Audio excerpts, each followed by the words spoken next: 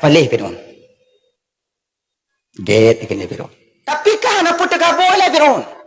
Du palih-palih kan galam-galam tak lam palih. Nasabah umat singoh Fir'aun umat di akhir zaman yaitu umat Muhammad. Di mana mereka saling memutuskan tali silaturahmi.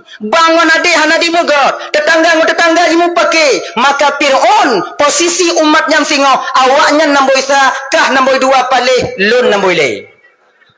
Ternyata ibu bapak, orang yang memutuskan tali silaturahmi lebih keji kita dibandingkan Fir'aun. Bukan murtad ilai, buat.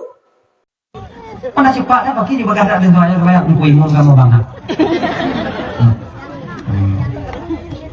Cepat dah semuanya, aku cepat dah.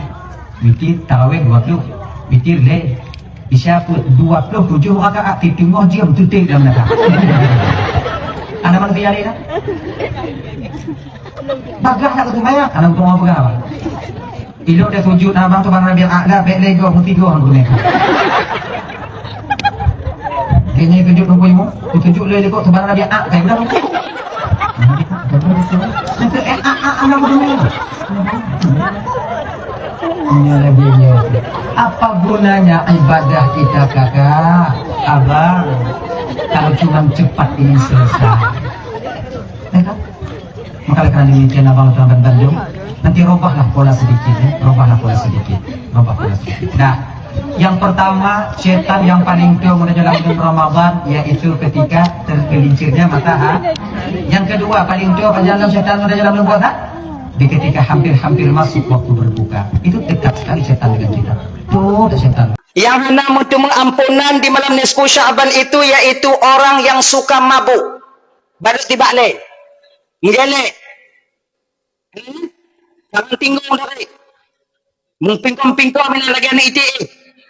Yang lebih senang bayang. Orang yang suka mabuk, tak dapat ampunan daripada Allah di malam nisfu Sya'ban. Ini nak ampunan Allah bubal dengku. Bubal.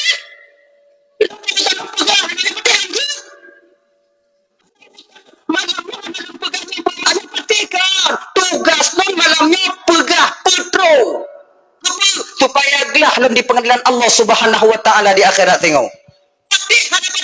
Hang ke. Nalon tuan malaikat. Nah malaikat. Nah malaikat. Batat tungang malaikat. Nah fokus.